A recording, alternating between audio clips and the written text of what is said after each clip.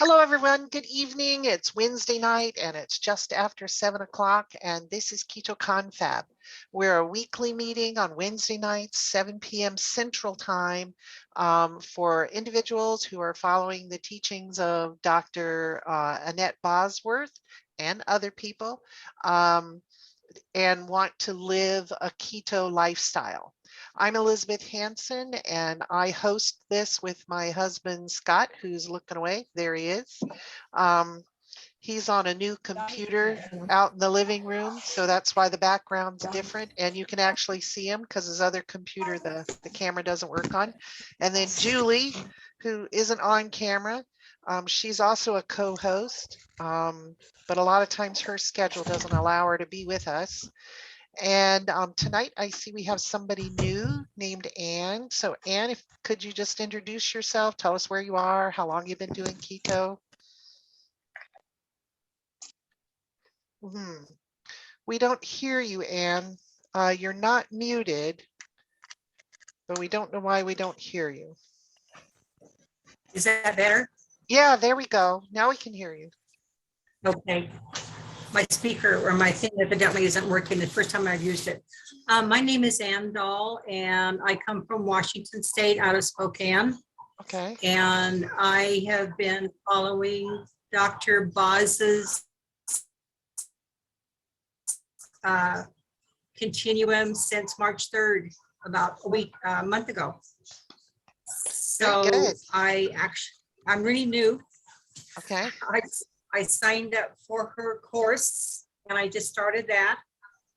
And I have been trying to find a group because there's nobody around where I live that are doing any kind of groups or anything.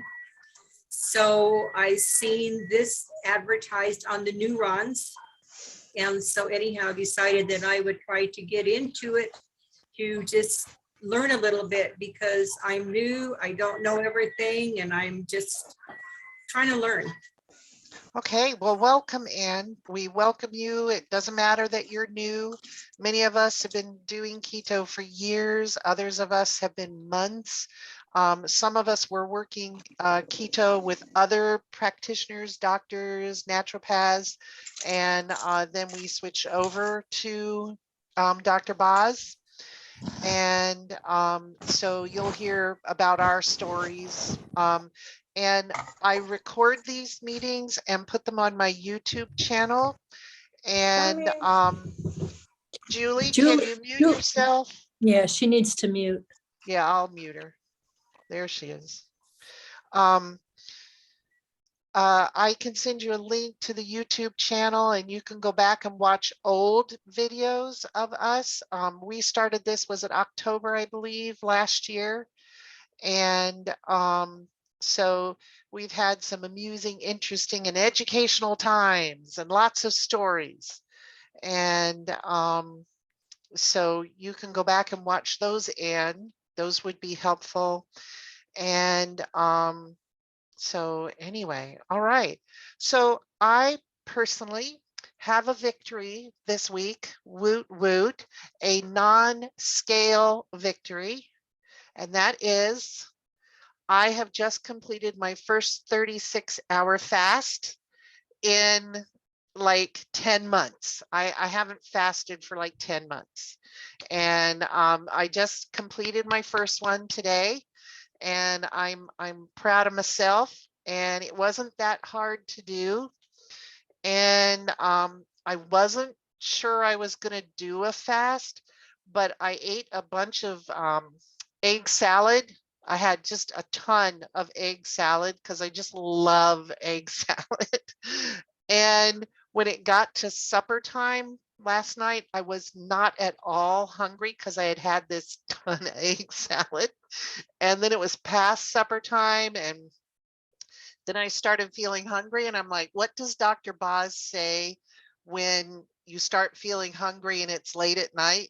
Go to bed. So I just went to bed, and that worked. And when I got up this morning, I realized, hey, you know what? I'm almost at 24 hours. having fasted, I'm just going to wait 24 hours. And then I was getting to the 24 hours and I'm like, you know what? I'm really not hungry. Those deviled eggs, that egg salad took me through. I'm just going to push through. And so I just broke my fast with some yogurt, and I have a pork steak and some tomatoes. I wanted to get eaten before the meeting, but oh, that's not going to happen. So I'm eating a little late. But whew, got one out of the way. Um, I had kind of gotten out of the fasting thing, but then I was watching Dr. Eric Berg, and he said, nobody needs breakfast. He says, forget breakfast. Nobody needs breakfast. Let your liver serve up breakfast by getting rid of stored up glycogen that you've left there. And I'm like, that is an interesting way of thinking about it. And I'm just going to do that. I'm going to let my liver serve up breakfast. And I did have one interesting thing that happened was early this afternoon, like at 2 o'clock, I had some pain in my liver area. And I started thinking about it, and I'm like, you know what? I bet a big old pocket of glycogen opened up and drained. And so I waited about 30 minutes, and then I tested my blood sugar. And sure enough, my blood sugar had gone up by 16 points. And I hadn't eaten anything. I just had water. I don't even drink coffee. And I hadn't had any tea. And I'm like, oh, that's interesting. It wasn't horrible pain. I wasn't like agony or anything. It was just a little soreness. I'm like, oh, that's interesting. Like, like something popped or tore or something. And I'm like, I'm gonna wait 30 minutes and test my blood sugar. So if I ever feel that phenomenon again during a fast, I'm gonna test my blood sugar again. Because I had tested my blood sugar at 1, and it was like 81. And then when I tested it after that, it was 96. And I'm like, And that's not dawn phenomenon. That's not a dawn phenomenon thing. So anyway, so that's my story for this week. Last week, who was it that shared Dr. Was that you, Tammy, that shared that lady doctor from Turkey with us last week? Or was it you? It was not me. Was it you, Patricia? Well, you're muted, Patricia. No, it was me, Sophia Clemens from there you go. Hungary, I think, wasn't Hungary. Yeah, not Turkey, yeah. It's Hungary. Yeah, Dr. Boz gave me her name. Yeah. Now, Anne, just so you know, if we share any new doctors or particular videos during the meeting, I try and find them and I put them in the meeting description so you can get links to them. So last week's meeting is on the YouTube channel, and it has all the links in the description to Dr. Clemens. Do you mean YouTube or Facebook channel? YouTube, but I try and put the links up on the Facebook page as well, to all the things. But when you put them up on Facebook, then you have to scroll down and find them. On the YouTube channel, they're all there, and all you have to do to find them, if you can't find a link to one of them, is just type in Keto Confab in the search bar on YouTube, and one of the meetings or more will come up with that. I searched YouTube before deciding to name this meeting Keto Confab. I searched to see if there were any other things named Keto Confab, and there weren't. So I'm like, okay, good. Then people won't be confusing me with somebody else doing keto.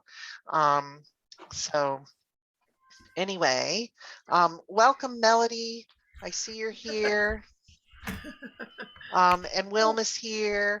Good girl. And Scott's going in and out. Anyway, so anybody else have anything interesting or have questions? Okay, Patricia. Hi, I'm Patricia from North Carolina, and I just finished my 6th week of fasting, 36 hours. And I think I found out some stuff here. Before I continue, does anyone else participate today in Dr. Boz's live Facebook? Okay, good. So I you was know, planning to, but I forgot. Shoot. so what happened, this is going to be a little repetitious for Lo, but what happened is I was at a meeting on Tuesday and someone said, well, I wish someone would finally ask Dr. Boz about this protein question. And the question was, if you're only supposed to have 3 ounces of protein before your body can only do 3 ounces at 1 meal at a time. So if you have more than 3 ounces, it turns it into glucose.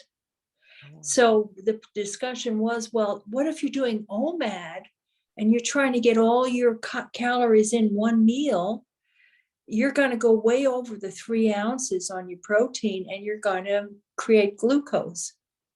So I saw this afternoon that Dr. Buzz was going to have a live. So I said, I'm going to see if she knows and if she can answer that question.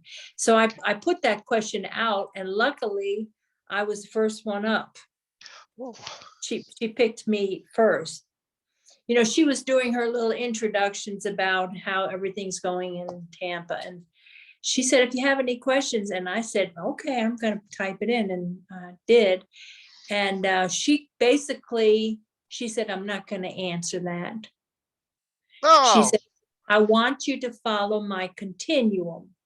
And she said, I've designed the continuum to help a wide variety of people. And for me to just throw out a number of ounces of protein is not going to match, and enough. I'm paraphrasing, of course. And so she said, I'm not going to do that. I want you to do the continuum. And what I learned here, I didn't know I was going to learn it, but I learned it.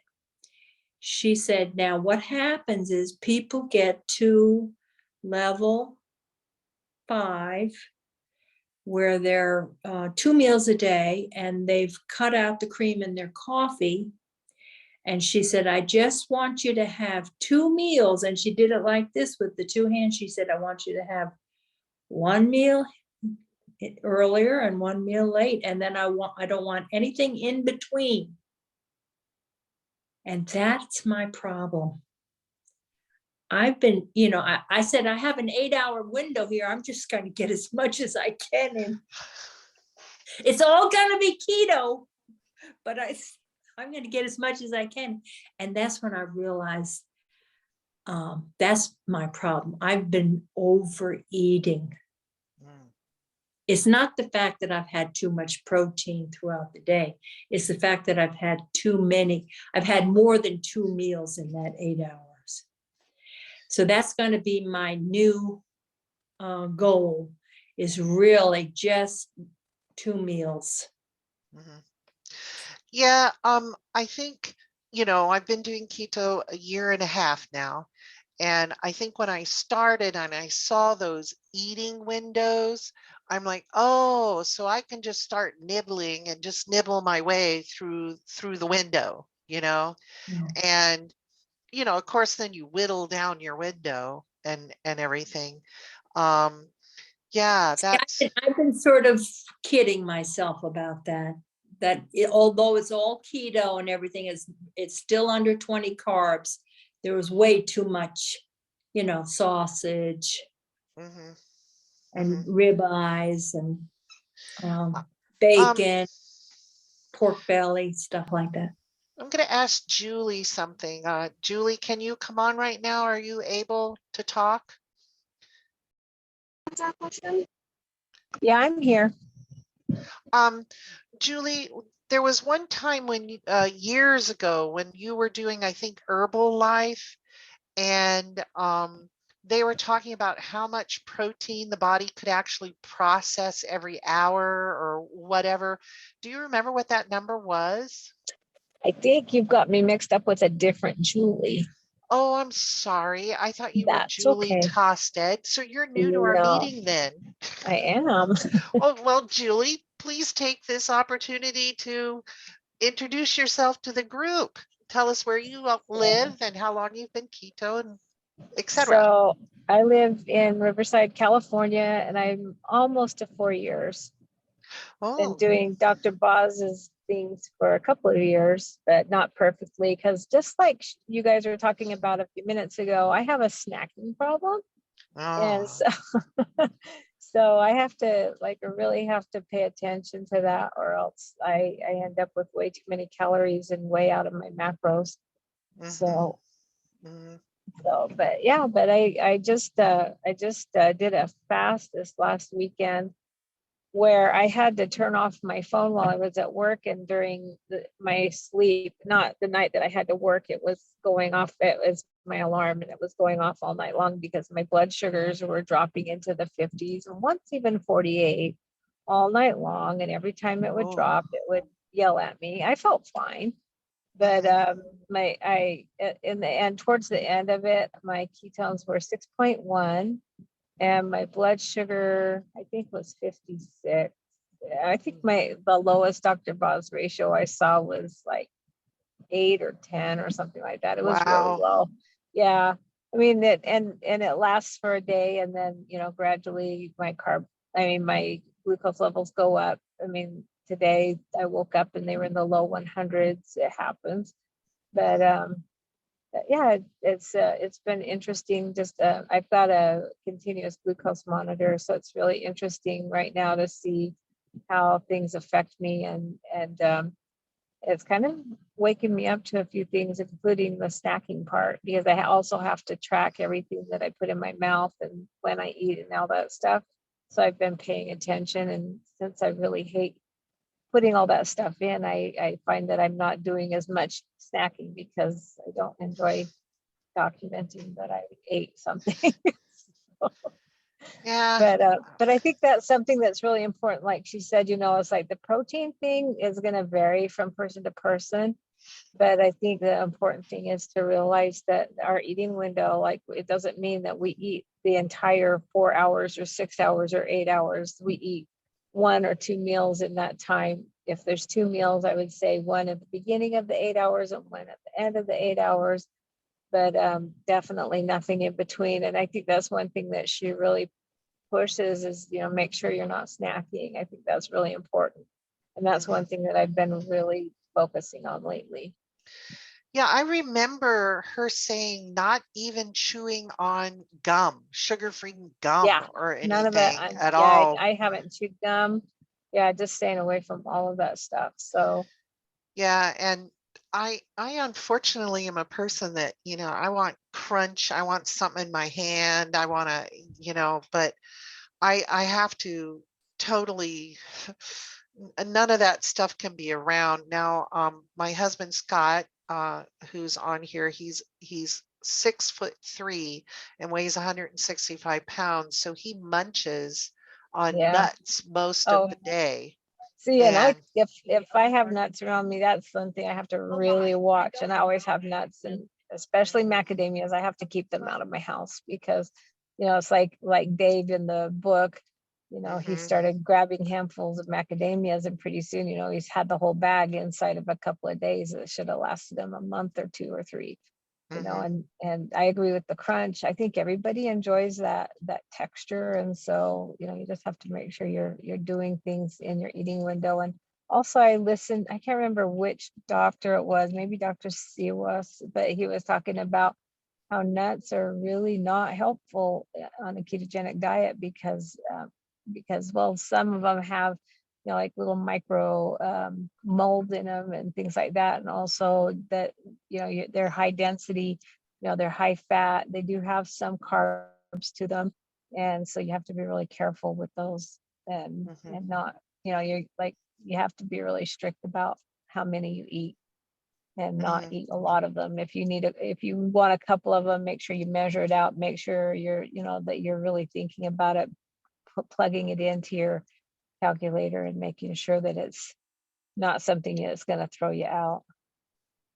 But I Yeah. find my problem is I end up eating too many calories in a day sometimes, just because of, like, oh, it's keto, I can eat it, and that's one thing that I think throws a lot of us off. I think that's one thing that really deters our progress and our inflammation, reducing our inflammation, because all of that affects it. Yeah, all of it affects it. I rarely, I have been on the struggle bus getting back pure keto for a few weeks. And I haven't been putting my food into Chronometer because I don't want to see the numbers. Right. And I think that's one thing, like that once you start doing that, it kind of makes you realize, oh, I really am not doing what I'm supposed to be. And Right. so And it's part of the accountability part of it. And we need to be accountable to ourselves. I think yeah, if we don't have, especially I don't have people in my house that do this, and I have all kinds of different foods and things that are not okay for me to eat. And I have to hold myself accountable, and so I do. And yeah. if I'm fasting, I let my husband know. I don't let my kids know because they freak out about it, because they don't understand how it works and how good it is for me. But they Well, worry about it. that's interesting because today I watched a video from Dr. Berg, and he was talking about the best way to prevent cancer. And the best way to prevent cancer is to fast. Right. And my oldest daughter knows I'm doing keto, but she was freaking out that I was going to fast. And because I watched that video, I said to her, I said, I'm preventing cancer. Every time I do a fast, I'm preventing cancer. So back off, chick. Yeah. You know, Right. and so I would suggest everyone get the mantra that when you're doing a fast, to remind yourself you're preventing cancer. I'll put a link to that video in the description for this video, because it was very interesting. He said that when you fast, the body actually produces more macrophages and that go out and eat up cancer cells. Yeah, it And definitely, and it boosts your immune system, like really early into it, like maybe within 24 hours, you're already boosting your immune system. In mhm, 72 hours, you're like just killing everything that doesn't belong. Talking about fasting, Dr. Boz put out a really great video. I don't know if you saw it. Tuesday night, she wasn't live, but she put out one of her old videos, and she said today that she had found it on her hard drive and she never knew that she had never published it because she had put like over 60 hours into the production. Yeah, I And watched it. It was good. it was amazing, comparing a healthy cell with a cancerous cell, mhm. and how glucose affects it and how oxygen affects it. And it really, I told my husband, I said, we're going to have to sit down and watch this. He said, is it tough? I said, it's really hard. She uses a lot of weird words like pruvrate, I don't know, acetylcholine or Acetylcholine and yeah, Acetylcholine, yeah. this yeah. this is where my high school biology really lets me down. Hey, I did not learn about acetylcholine in high school biology. I did not learn it until college. And so that's not on your high school biology teacher. But the thing of it Correct. is her it's a 35-minute thing. And the Mhm, first 10 minutes, she's sort of introducing it, but it's really worth it. It's mhm, really worth it if you want to understand what's going on in your mitochondria. mhm. Yeah, and he talked about the mitochondria and everything. And I'm like, wow. And he says fasting is great for people who are doing chemo because it makes your healthy cells less likely to succumb to the chemo treatment, but the cancer cells are out there like sitting ducks. And I'm like, wow. But you know, if you're already so sick and you're weakened, you know, the crazy thing is I've known a lot of people who have had cancer and been through cancer with a number of clients. What do they go towards when they're on keto to settle their stomachs? Milk products and bread. They want milkshakes, they want cake, they want bread, because it settles their stomach from the nausea from keto and everything. And that's kind of a sad Chemo. thing. I mean, chemo. You know From what you mean, keto. but yeah. Yeah, yeah. So, yeah. So, well, I saw Dr. Boz's live that wasn't live come up, but I haven't had time to watch it. And but that sounds like it's worth watching. I'll link it in the description of this video for everybody in case you'd have trouble finding it. So anybody else got anything to report from this week? Any questions, anything interesting or amusing? I wanted to go back just a second, Lo. I wanted to go back to what Patricia was talking about, what Dr. Boz said about the protein. You know, Dr. Boz in her books and in her class suggests that you pick, if you're trying to lose weight, choose your healthy weight that you want to be. For me, that would be 160. And then you divide that in half. And that's the number of grams of protein you should shoot to eat in a day. Because that will help you get to your weight you want. If you go below that, it's okay. It's not going to damage your weight loss, but going above it will mean you're eating too many calories. And maybe the reason she wants you not to go above it is that there's more of a possibility that you would be turning those protein calories into glucose. And so I think I understand her thinking about not giving a particular number of ounces or grams per meal, et cetera, is there are so many people out there. It's a continuum, a spectrum of people and what they should and shouldn't eat. And it's a personal choice thing too. And then the other thing is, you know, what people choose to eat. I mean, for my proteins, I typically eat eggs and pork because those are the things I am not sensitive to and don't react to. And my husband eats mostly chicken and turkey and eggs. And we both do tuna and sardines. He also does mackerel. I don't do mackerel. We rarely do salmon because North Dakota is a landlocked place and salmon is really expensive for us to get. And I would love to have some salmon every now and then. But I think your choices of protein, how much protein you eat in a meal, is very individual, and she wants to try and make her keto continuum as open and available to as many people as possible, and to not load us all up with a dozen different numbers we have to remember. So her thing is 20 carbs, no more.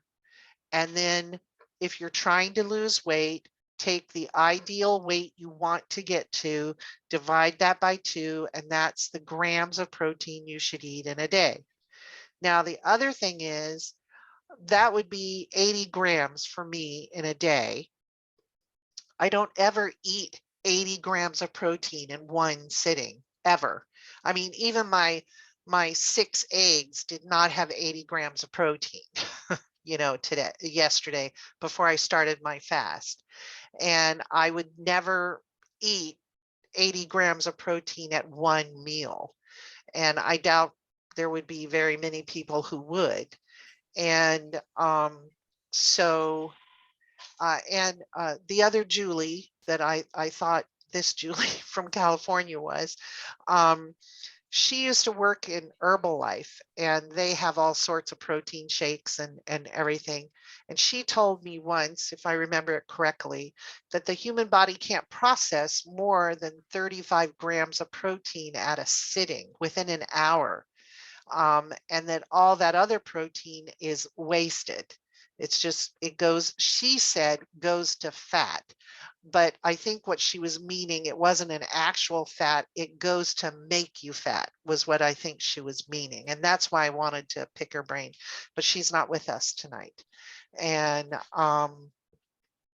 so anyway, so it sounds like Dr. Boz is being evasive and not helpful. However, I would say she's trying to reach the largest audience possible. And if you were so lucky to get an appointment with her like Lo did, winning the raffle and everything, you could ask her personally about yourself, what she thought you should eat for protein. Okay, Lo's been waiting for a minute, but Patricia has something she wants to I'm say. sorry, Lo. I'm sorry. That's Lo. okay. I just want to say that it turns out that Dr. Boz is right again.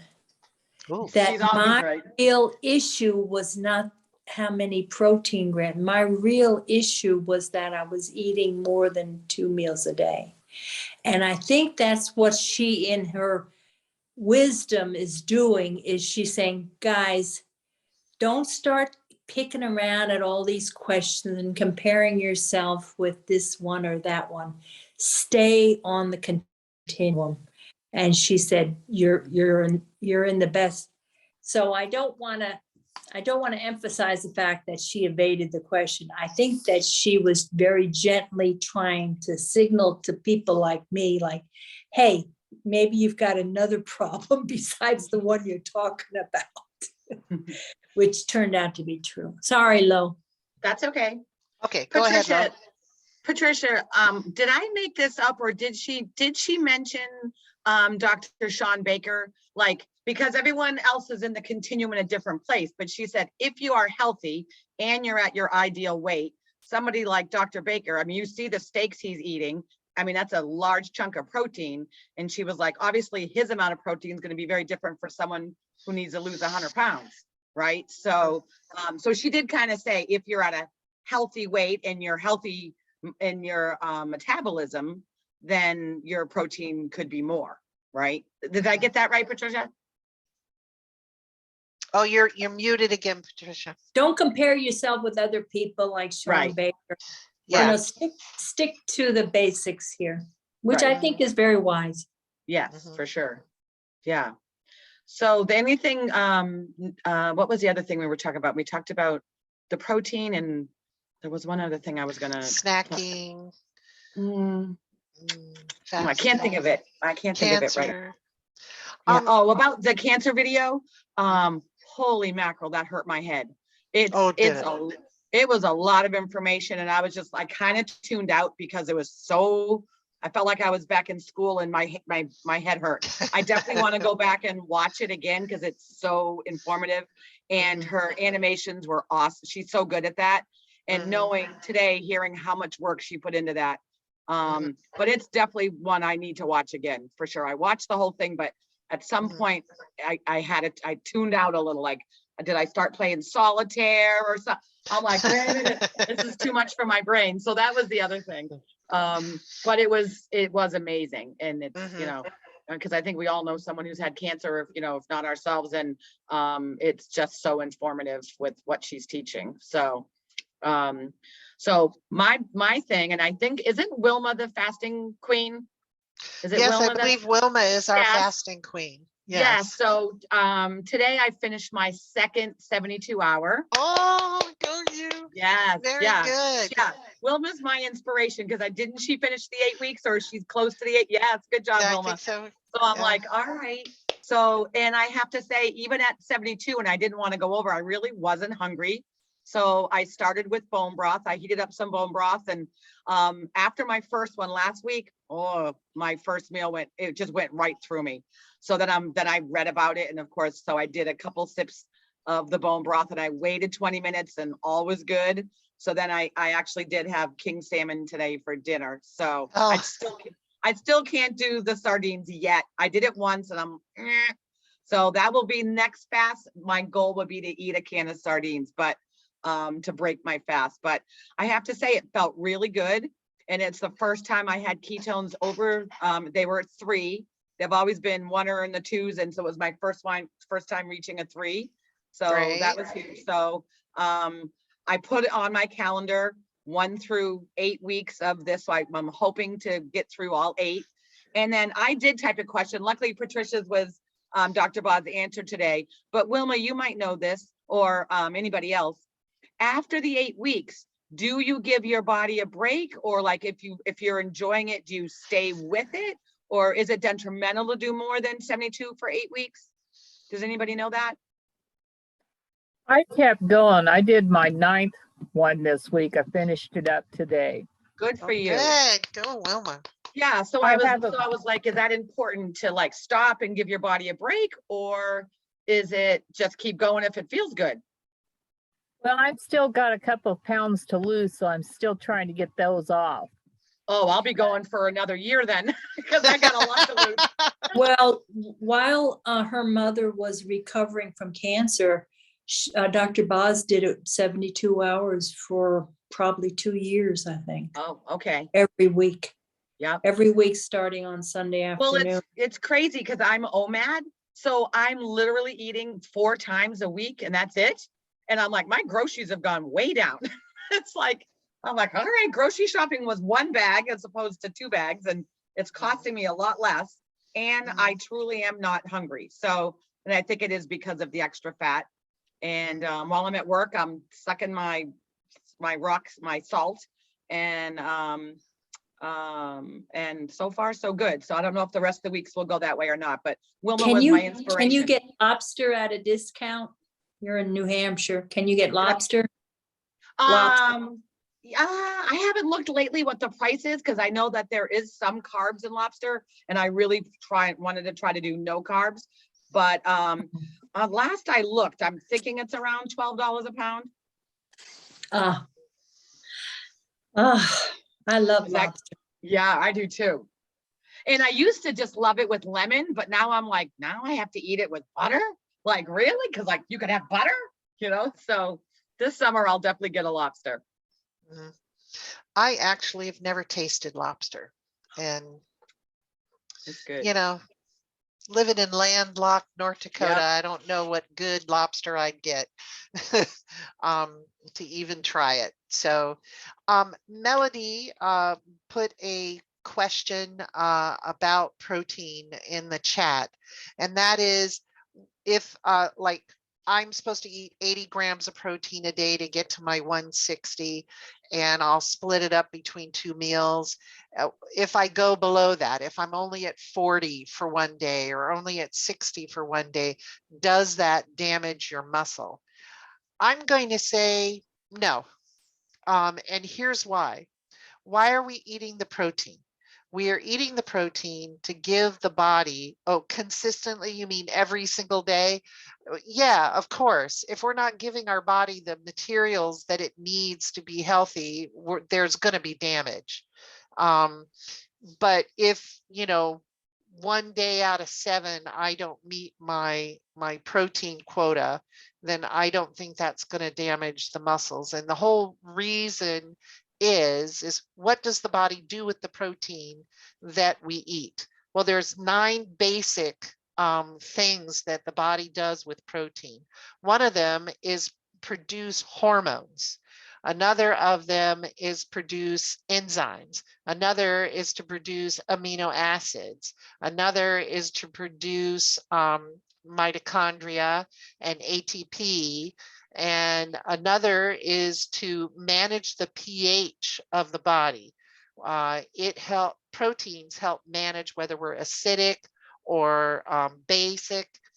So there's these, and then another thing that protein does is build our antibodies and immunoglobulins and stuff. So this is why protein is so important, because if you don't have enough protein, you can't build all these different tissues. Now, is this going to weaken the muscles? Probably eventually, but probably the thing that gets weakened the quickest, I would think, would be your immune system and your digestive system, and then the hormones, I would think, next. So she's saying, Can I say something to Melody? go ahead, Lo. Because I read what she wrote about fatigue and weakness. I had that too, Melody, when I was working with the naturopath, and she had me eating like 3 ounces of lean chicken, no fat, no. I couldn't raise my arms to put the dishes away or fold my laundry. I had absolutely no muscle strength whatsoever. And it wasn't until I found Dr. Boz and starting eating fat, did I have my energy back. And I have more energy than I ever have before with that fat. For me, I have a hard time getting the fat in without increasing all that protein, but it has made a huge difference. I mean, I was so tired, I couldn't even raise my arms, and with the amount of the lean protein that I was eating. But now with the fat, I don't have the muscle weakness or the fatigue anymore. I'm feeling much stronger. And I would have to agree with Lo. It isn't necessarily protein. It's the fat that you need for the energy. Fat is what gives us energy and strength. And I know everybody, all those trainers out there who aren't keto and stuff are all about the protein powder. And let's all drink the protein powder because, oh, that's what gives us strength. No, it's the fat. It's the fat. So I would increase, Melody is our vegetarian member of our group, and so we all try and remember that she doesn't eat meat. So for you, Melody, is finding more sources of fat. And of course, we don't want your protein being very low, because even the American government says you need to have at least 40 grams of protein a day as a woman, at least 40. So, I have noticed a difference when I increase protein. It's been about 20 grams. Are you meaning you get 20 grams of protein a day, Melody? From what? Like, where are you getting your protein? Probably cheese or eggs.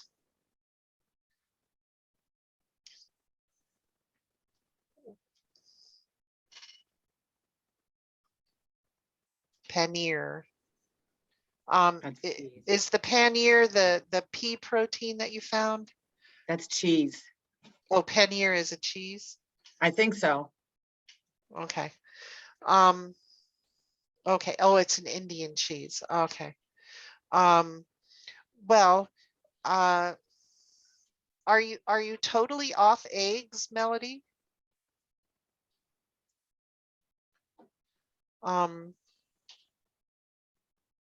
So you eat at least 2 a day. Okay. So how about no egg whites and only the egg yolks? Because that's all fat. With cheese and cream. Okay. Because 2 eggs a day, 2 egg yolks or 2 whole eggs will give you 6 grams of protein each. So that's 12. And then if you eat cholesterol, Melody, we've been through this cholesterol thing before. No. That's not your source of cholesterol. If you don't eat it, the body's going to make it. In fact, it gets all hyper afraid that you're going to die if you don't. And cholesterol is not the problem.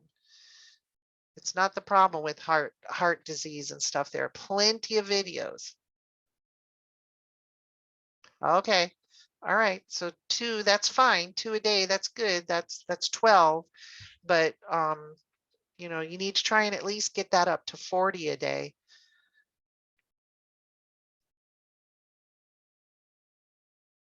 I know you're trying. Okay. So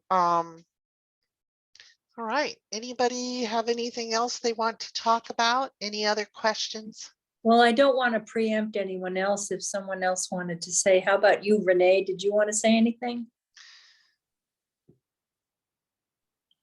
I'm actually going to just listen a lot today. I'm actually driving my car. I'm on my way home Okay. from taking my daughter-in-law to the hospital. She had to bail off of her motorcycle today, and she ended up breaking her foot.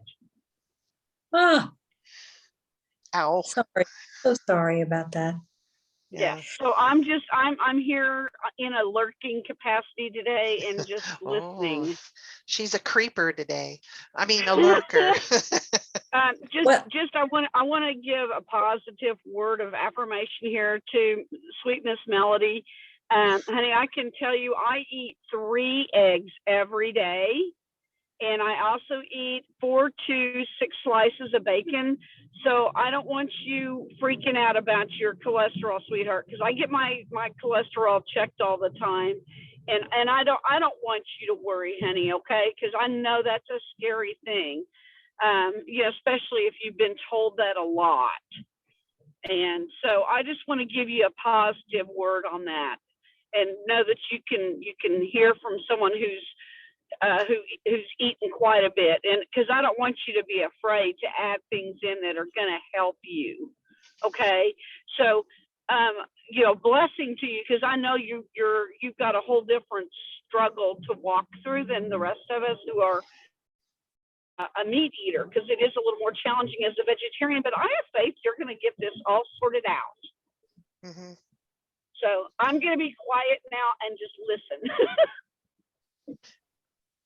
Yeah. The other thing I wanted to mention is there seemed to be sort of like a little bit of a lull this afternoon. And so I snuck in another question with Dr. Boz at the end. I don't know.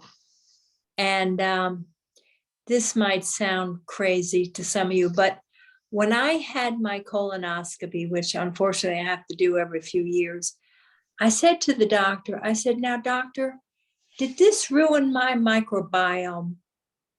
And he looked at me like, how does she know about the microbiome? He said, oh, just go and get yourself some probiotics. You'll be fine. So I asked Dr. Boz, I said, what does a 36-hour fast do to your microbiome? And is it different when you do a 48-hour fast? And she actually complimented me. She said, this is a good question. And I'll have to listen to it again, but basically she seemed to think that it is doing a really good job of cleaning out your system without taking the preventative, whatever, slime that's in there too. Okay. Oh, without taking the mucus that protects. Well, probably a lot of the bacteria stay in your microbiome, but she said it's a good thing. I seem to think, I seem to feel after I've done 36 hours, and Lo maybe, and Wilma can say better, but I really feel like my system's all cleaned out now. What do you think, Lo and Wilma?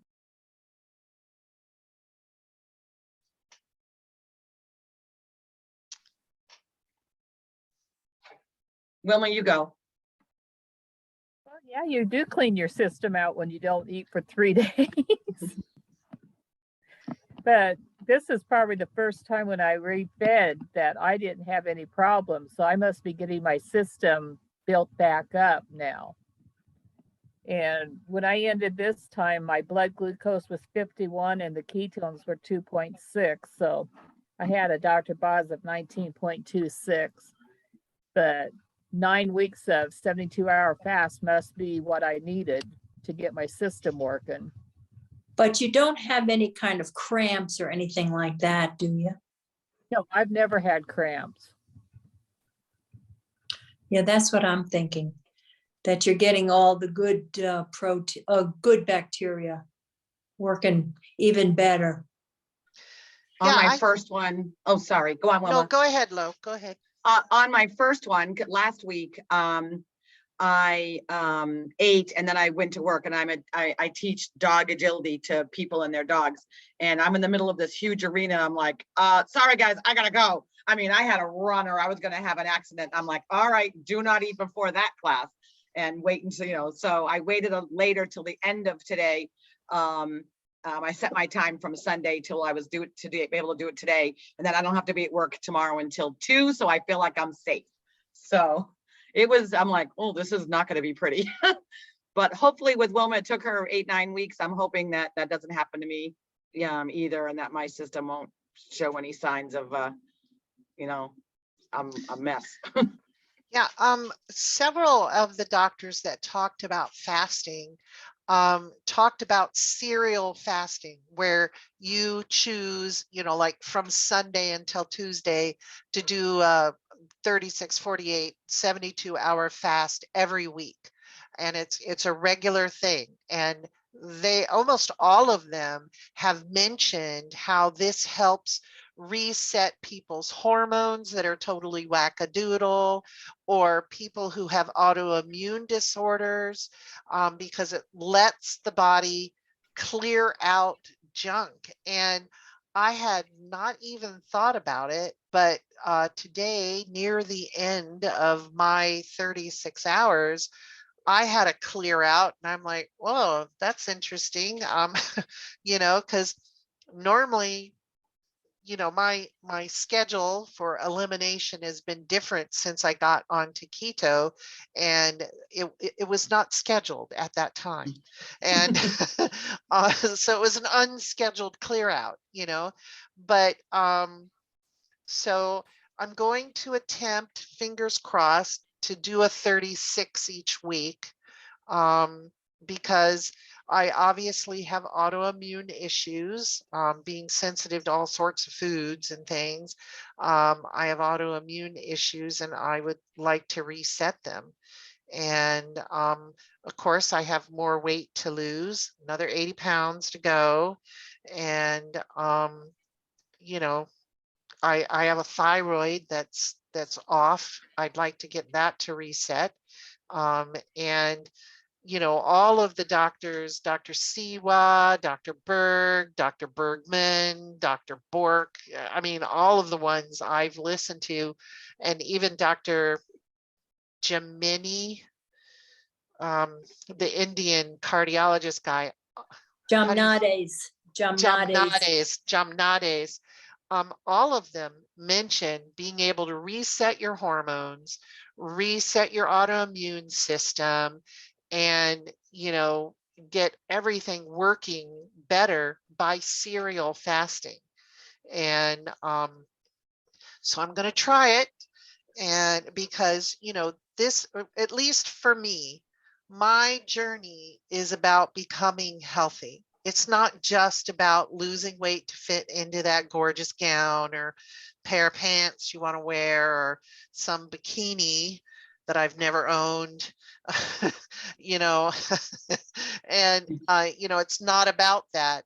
It's about becoming healthy, and being able to have a good mind and a good body to go into my senior years, and enjoy myself with my husband and my daughters and my grandsons, and enjoy my life. And of course, continue to have brain power.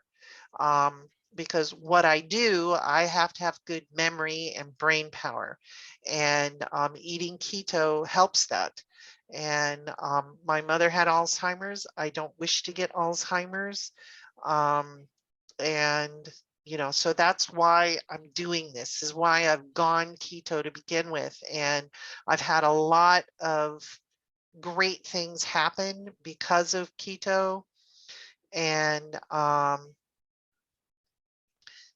so, you know, your mom is concerned. Oh, she's concerned that you're on keto, and you told her that if you die on keto, at least I'm trying to become healthy.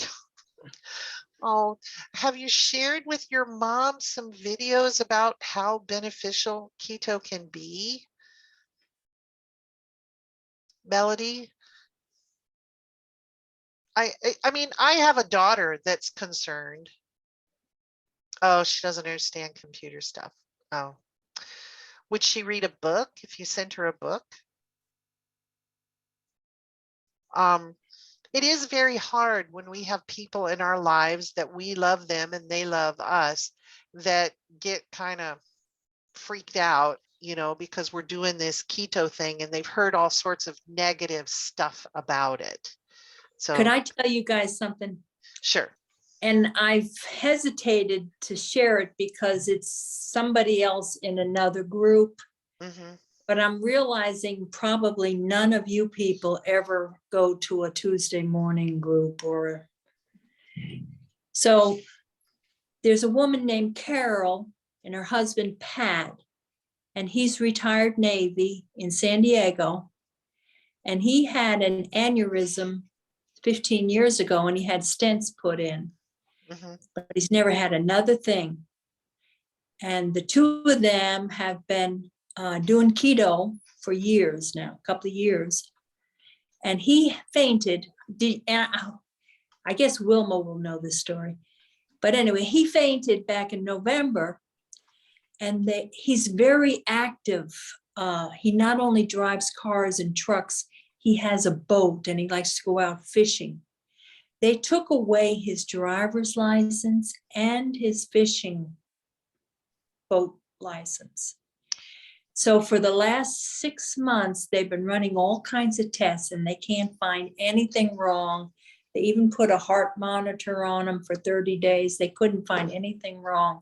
And he's been desperately trying to get his license back. I'm trying to make this short. I'll finish it. The cardiologist said, no way. He said, your LDL is way too high and you have refused to take statins. And he said, I am not going, first of all, and he tried to explain about Dr. Cywis and Dr. Bosworth. And he said, I don't care about any of that YouTube stuff.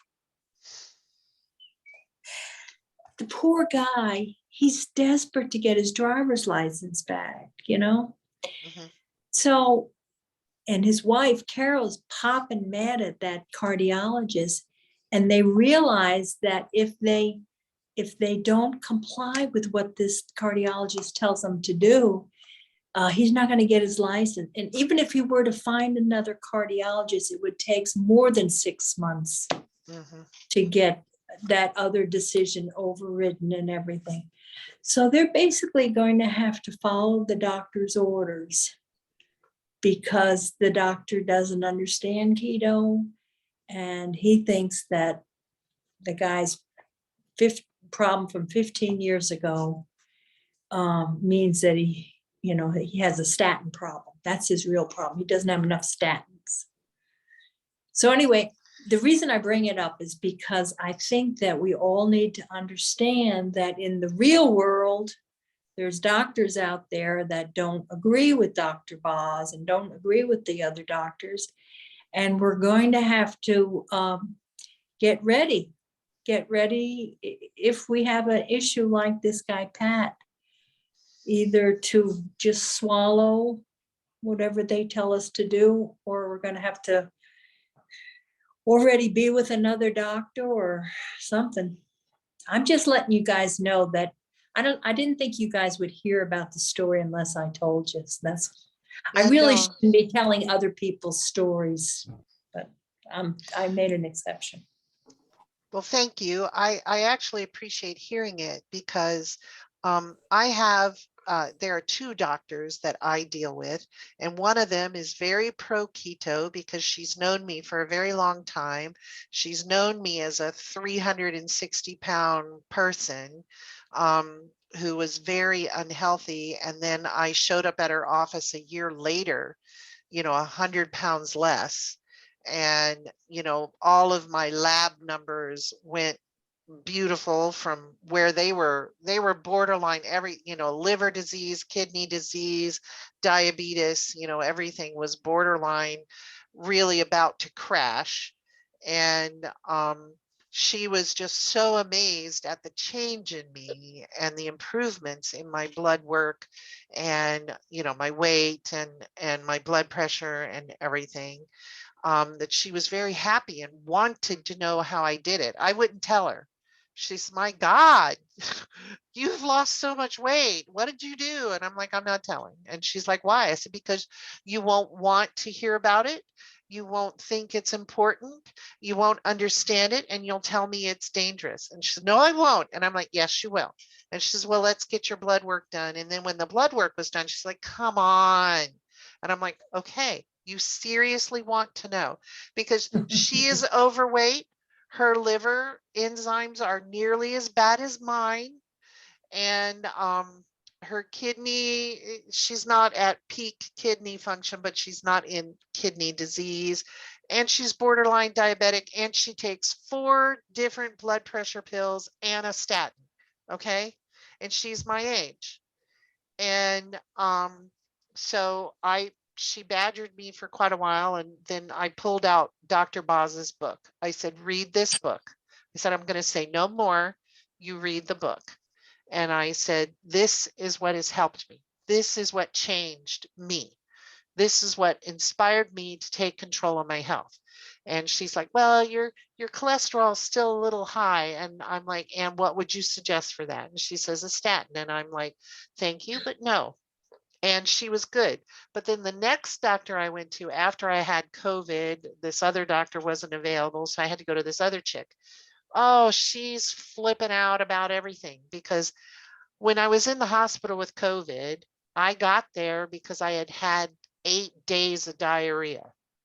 So I was down like 15 pounds from where I had been when I got to the hospital, and I was dehydrated and my blood pressure was high, and it was terrible.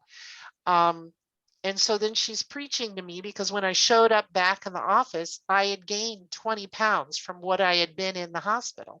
And I'm like, lady, you met me completely dehydrated and very sick. I had had diarrhea for 8 days. What do you expect? I had lost 15 pounds. I just gained back what I lost. And oh no, you're putting your weight back on, and we need a statin, and we need 3 blood pressure meds, and I'm like, so I'm ignoring her. And I was supposed to go in and get a bunch of blood work with her, and I've ignored it.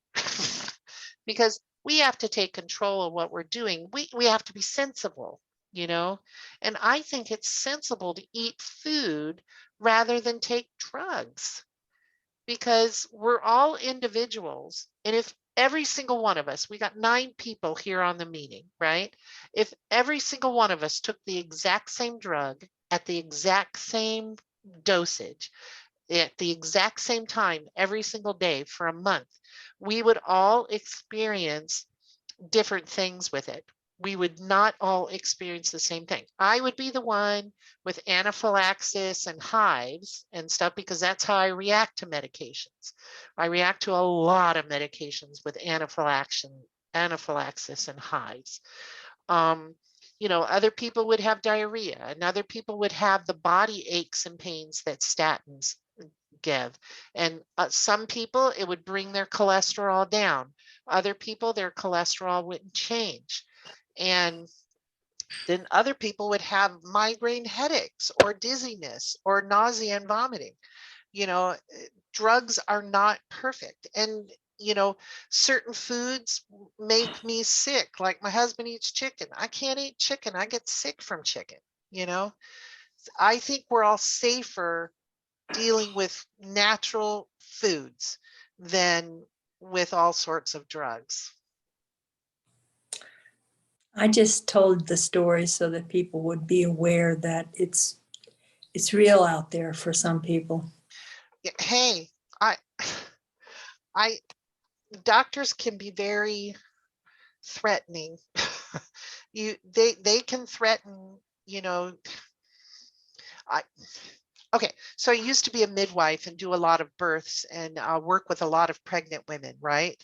And I would warn all of the pregnant women I was working with. They always had an OBGYN that was working as backup and everything in case anything happened.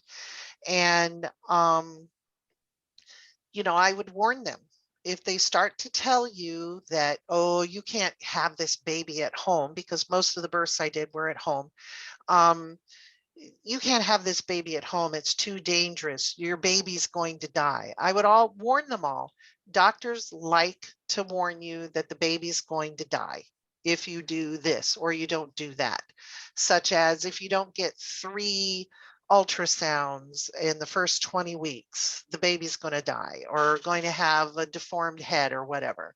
And if you don't do the glucose tolerance test, which is terrible on a pregnant woman because natural pregnancy slows down the body's ability to process glucose, because if it didn't, babies would be brain damaged in the womb, because women go to sleep at night and they sleep all night, they're not eating. If the body used up all the glucose as fast as it normally does when you're not pregnant, there wouldn't be enough glucose to support the baby's functions during the night. So it normally slows down during pregnancy. It's a natural, normal, physiological thing that happens. But doctors have made it a disease. And there are many women being over-treated for gestational diabetes. And so anyway, we all have to choose our paths. We all have to manage our health the best way we think possible. But we need to try and educate those close to us. And if our doctors or nurses, nurse practitioners, or whoever we go to are willing to listen or are open to new ideas, we should try and do that. Renee, you unmuted.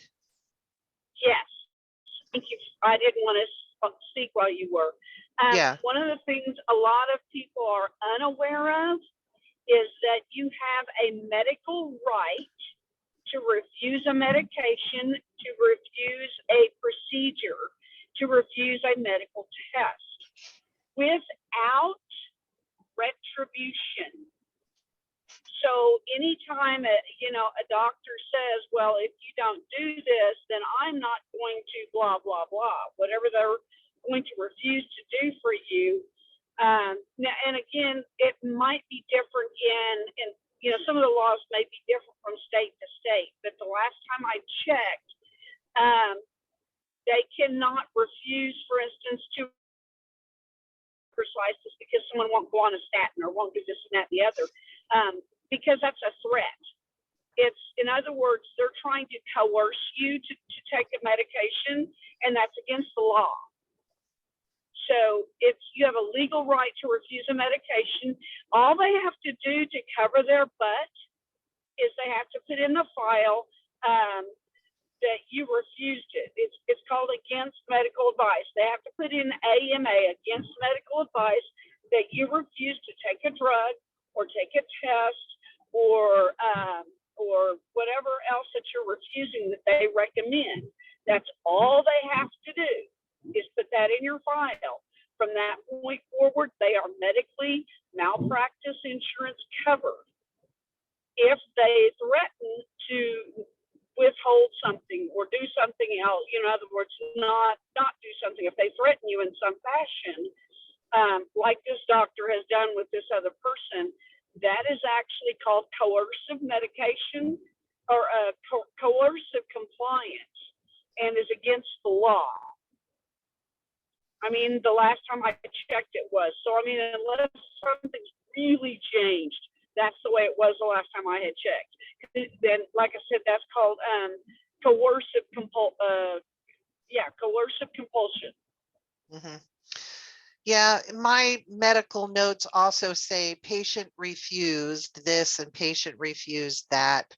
And it's okay. I'm a bad patient, I guess. I'm a nice person, but a bad patient. And but the thing is this new doctor doesn't really know me and how sensitive I am to medications. I mean, I went into a coma with an antidepressant, 8 days. 8 days on an antidepressant, and I went into a serotonin syndrome coma, and I could have died. And that's how sensitive I am. A run-of-the-mill, not new, not just on the market, run-of-the-mill antidepressant 8 days. So good night, Patricia. Anyway, so it's a little after 8. Is there anything else pressing out there from anybody? Anything? Otherwise, now, this was the last video I had in this series. And so I'm going to have to set up another series on Zoom. I think I did 13 weeks this time. I think I'm going to do 20 or 25 weeks, the next group. And so you'll have to look on the Keto Confab, or I will put it on the Neurons page, the new link, because it gives me a new link. Today I tried to add some meetings to this link and it wouldn't let me do it. So, okay. And I'm going to see if Julie Tosted can take the meeting the week of May 15th through 20th. I forget what the Wednesday date is that week, because Scott and I will be unavailable that week. And so I'm going to see if Julie can take the meeting. If not, we'll have to skip. So that's in 6 weeks, we may have to skip.